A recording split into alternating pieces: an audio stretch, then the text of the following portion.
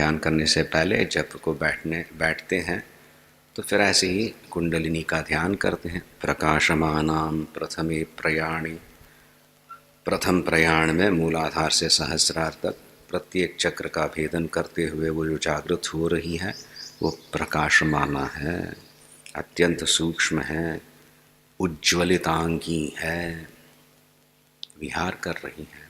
वहाँ पे भी उसका स्वातंत्र्य है। अज्ञान का नाश करती है। पहले स्तरों पे मूलाधार से लेकर मणिपुर तक अज्ञान क्या, तमोगुण जो है उसका निवारण करती है। इच्छा है पर फिर सुबह कल से शुरू करें, ऐसी जो भावना आए तमोगुण उसको जला देती है। इसीलिए अनुग्रह होता है तो कार्य क्षेत्र में पहले प्रगति होने लगती है, साधकों की एक उत्साह बढ़ता है, सेवा, फिर सेवा में प्रवेश करे, फिर वहाँ पे अनुशासन आने लगता है। छोटे बच्चे जैसे ज़्यादा बोल लेना, बहुत ज़ोर से हंसना वगैरह सब शुरू होने लगता है, मैं करके, कहाँ डर के बैठे थे। फिर वहाँ पे भी अनाहत में आते हुए वहाँ पे भी एक टेम्परेंस, थोड़ा कंट्रोल लाना पड़ता है। भगवती अनुग्रह कर रही है तो भावनाओं की स्वच्छता आती है, वहाँ पे अहम भाव कम होने लगता है और उसी का आस्वादन ज़्यादा बढ़ने लगता है। प्रकाशमाना ही है, अज्ञान का नाश कर रही है। तो फिर कई नाना रूपों से मैं उसका आनंद ले सकता हूँ।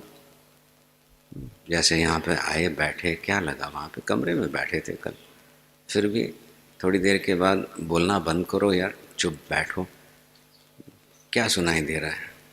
वो चिड़िया है, वहाँ पे वो ट्रैक्टर चल रहा है, और फिर वो थोड़ी देर के बाद वो भी बंद हो गया, ये भी बंद हो गया। तो फिर क्या सुन रहे हो?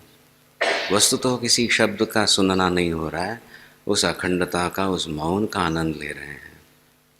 आप भी शहरों में रहते हो, यहाँ पे आओ, आया करो। आते हैं क्या? सुधीर जी तो आते हैं, तो आप लोगों को भी इस स्थान का लाभ लेना चाहिए। ऐसे समय पे आए, जरा शांत रहे। घर बार के झंझट वगैरह की मैं बात नहीं कर रहा हूँ, पर यहाँ पे आने से एक माउंट आबू की तो बात अलग, पर फिर भी वो एक सन्नाटा जो है उसको सुनने का प्रयास करो। अनाहत में वो भी होने लगता है, वहाँ पे वो ह्रीं स्वरूपिणी है, आकाश अवकाश देने वाली भुवनेश्वरी है।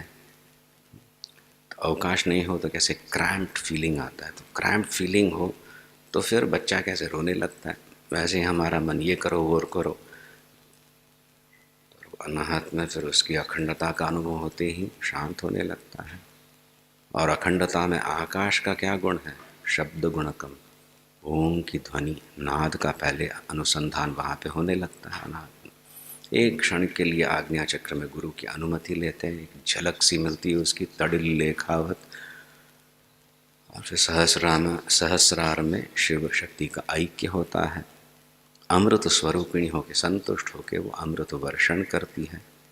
प्रति प्रयाणी, रिटर्न जर्नी, अमृतायमानाम, अमृत स्वरूपिणी होके जागरण करके उत्थान करते समय प्रकाश स्वरूपिणी, प्रत्येक स्तर पे तमोगुण का निवारण, अज्ञान का नाश करते हुए, जलाते हुए वो जागृत होती है। शिव शक्ति का ऐक्य होने पे अमृत स्वरूपिणी होके अमृत सिंचन करती है।